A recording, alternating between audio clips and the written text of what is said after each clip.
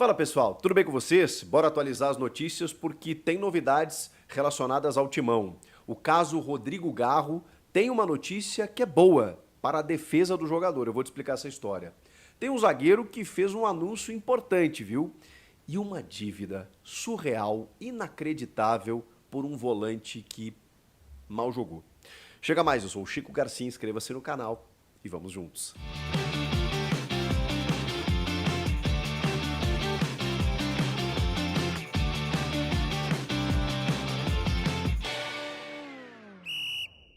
Bom, turma, obrigado para todo mundo que está se inscrevendo, ainda se inscrevendo. A gente já passou de 1 milhão, já estamos batendo quase 1.100.000 aí. Muito obrigado pelo carinho de todos. Aquele like no vídeo também me ajuda.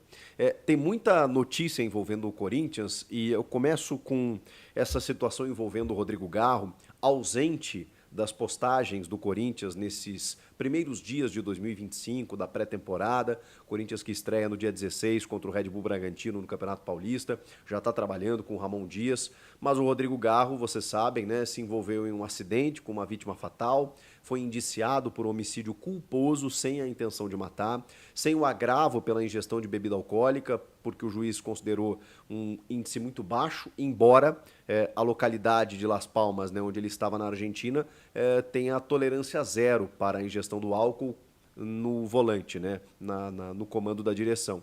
Mas isso não resultou num agravamento do indiciamento por conta do juiz, né? São coisas diferentes. Para você, por exemplo, cometer uma infração de trânsito, ok, a tolerância é zero. Para você ser indiciado por isso, para constar no indiciamento, o juiz entendeu que não foi o suficiente. Só que aí o processo está rolando, o Rodrigo Garro solicitou uma preservação nesses primeiros dias, né? Por isso que ele nem está aparecendo nas postagens, não vai dar entrevistas, provavelmente está muito abalado, está tendo o apoio psicológico do clube, está tendo o apoio das pessoas envolvidas no clube, né? Não apenas dos psicólogos, mas dos jogadores, da diretoria, do próprio Ramon Dias, e está respondendo à justiça, né? Acho que isso é o mais importante. E teve novidades durante o dia, apuradas aí pela minha amiga e competentíssima Bianca Molina, da TNT Esportes. Um exame apontou o uso de substâncias, de drogas, do motociclista, a vítima, o Nicolas Chiaravaglio, né? Identificado assim, de 30 anos, foram realizados exames e esses exames eles detectaram no sangue do motociclista a presença de maconha e cocaína.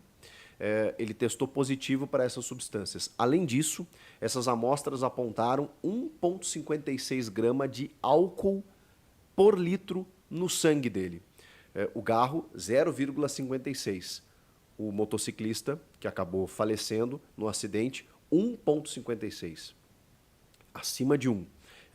Além das substâncias maconha e cocaína. Ele já havia sido, né, identificado como portador dessas drogas e agora o exame apontou que ele também constava com elas no sangue. Tem diferença, né? Daqui a pouco ele apenas portava, mas não tinha ingerido. Nesse caso ele acabou ingerido, utilizando, enfim, qualquer termo aí para essas substâncias. E tem mais, ele estava com a habilitação suspensa há mais de 2 anos, desde setembro de 2022. Além de não estar usando capacete e com as luzes apagadas. Ou seja, o que a gente pode dizer relacionado a isso? Não vou aqui tecer nenhum tipo de opinião, juízo de valor, eu sou completamente leigo nessa questão, mas tem uma leitura meio óbvia, né? É uma notícia boa para a defesa do Rodrigo Garro, na medida em que há um acidente que acaba trazendo uma vítima fatal, mas com muitas intercorrências, né? Muitas responsabilidades do próprio motociclista. Então, o Rodrigo Garro vai responder, vai defender, digamos, responder às autoridades tudo aquilo que for preciso, mas é claro, né, não deixa de ser um episódio traumático aí, que o Garro tenha força para seguir a sua vida e a gente sempre não cansa de desejar né, condolências para os familiares da vítima, né, que acabam sofrendo mais do que qualquer coisa. Enfim, acho que é uma notícia importante, não deixa de ser um atenuante no acidente, mas isso, obviamente, tudo vai depender do julgamento, né, da audiência e desse processo que ainda está em tramitação.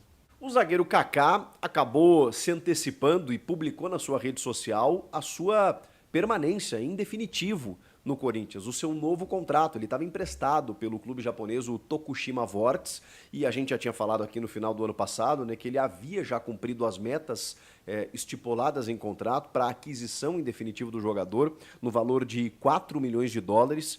E agora está confirmado. O Corinthians não anunciou ainda, não sei porquê. O Corinthians está com muita coisa envolvida, né, com muitas preocupações, mas demorou aí para anunciar, por exemplo, o empréstimo do Fagner, né, que já tinha até se apresentado lá no Cruzeiro, já está até lá nos Estados Unidos na pré-temporada, e só na quarta-feira, né, o Corinthians confirmou o empréstimo do Fagner. Pois bem, o do Kaká ainda não foi confirmado, mas o próprio Kaká tratou de revelar na sua rede social, com um texto muito bonito, da identificação que ele criou imediatamente, do arrepio que ele sentiu quando pisou no gramado da Neoquímica Arena, diz que aqui é diferente mesmo, aquela coisa toda, né? Juras de amor, e que agora, né, tem a oportunidade de defender essa camisa por mais 4 temporadas, uma aquisição de 90% do zagueiro.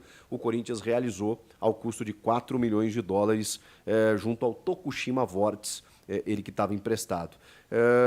E é curioso, porque ele termina a temporada até na reserva, né, da dupla André Ramalho e Gustavo Henrique, mas foi titular em vários momentos. E, cara, o 5º maior artilheiro do ano. Ele só está atrás do Yuri, do Romero, do Garro e do Memphis. Ele marcou 6 gols. Teve 1 ou 2 gols contra também, né? E teve aquele episódio polêmico, né, dele xingando a imprensa na zona mista, né, passando por lá. Fora as coisas que aconteceram no final da temporada passada, foi um ano, né, digamos assim, atribulado para o Kaká, né? Você gostou da permanência do Kaká? Eu acho que ele fez alguns bons jogos, cara. Logo que ele chegou assim, ele me surpreendeu até pela personalidade, né? É um dos líderes, rapidamente se tornou um dos líderes do elenco. E agora está mantido aí. Talvez assim, se a gente olhar para o nível que o Corinthians atingiu no final do ano, a gente pode pensar que talvez a exigência para a defesa também ela tenha se tornado um pouco maior do que o nível que o Kaká desenvolve como zagueiro. Agora, eu acho que é um jogador importante para grupo e ele está mantido no elenco aí, e ele mesmo tratou de anunciar. Para fechar, gente, essa informação é inacreditável. É inacreditável. Bom, vocês estão vendo aí, tem várias informações sobre dívidas do Corinthians, né? Todos os dias a gente noticia algo diferente. E o Giuliano Bertolucci, que é um empresário parceiro do clube, pelo menos foi das antigas gestões, das gestões anteriores, ele tem uma dívida que é inacreditável. Uma dívida de 78 milhões de reais com o Corinthians. Vejam só. Um empresário tem uma dívida de 78 milhões de reais com o Corinthians. Mas mais surreal que isso, é que a dívida com um jogador, por conta de um jogador, porque o que representa essa dívida? São empréstimos que o empresário fez para que o Corinthians pudesse adquirir jogadores, seja por contratação via empréstimo, seja por aquisição de direitos econômicos, seja por empréstimos para pagar salário, enfim. São empréstimos e também intermediações. Né? O jogador lá, eu preciso adquirir aquele jogador, então está aqui, dá um valor antecipado, com um parcelamento, quase que né, o empresário serve quase como um banco nesse caso, né? Eu ia usar outro termo, mas melhor não utilizar para não me complicar. Você paga esse valor, né, o empresário paga esse valor, o clube fica devendo para o empresário, num parcelamento a pagar, né, lá, a pagar de vista, né, digamos assim, mas com um juro, com um ágio muito alto. E aí, gente, o Bertolucci intermediou a contratação do volante Ramiro, que eu gosto, eu amo de paixão o Ramirinho, fui muito feliz com o Ramirinho no Grêmio, mas no Corinthians, ele quase não jogou. O Corinthians adquiriu 70% do Ramiro por 3 milhões e meio de euros. Esse valor de 3 milhões e meio de euros, na conversão com juros já, numa correção em 2021, essa dívida com o Bertolucci, ela estava em 26 milhões de reais. Tá? 26 milhões, para ser mais exato, 411.287 reais. 26 milhões de reais, tá? Que deveria ser pago em 24 parcelas de 1 milhão e 100. 1 milhão e 100 até o final de 2023. O Corinthians não pagou. Essa dívida de 26, ela pulou para 42 milhões. Nesse período tem multa de R$ 600 mil e mais 10 milhões de juros. De juros. R$ 42 milhões. O Corinthians deve para o empresário Giuliano Bertolucci R$ 42 milhões por uma dívida relacionada ao volante Ramiro, que mal jogou pelo clube e que, detalhe, saiu de graça. Terminou o contrato, foi liberado.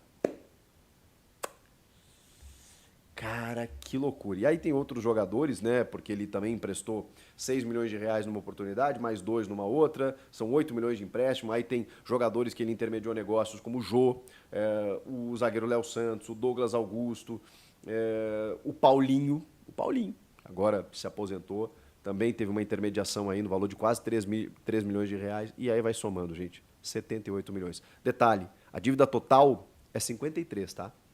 Só que 17 milhões é só de juros. E aí chega no 78. Tá explicado, né? Por que o Corinthians, quando a gente fala, o Corinthians deve 2 bi, mas como é que chegou nesse ponto?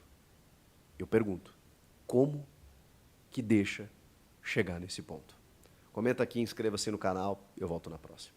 Tchau!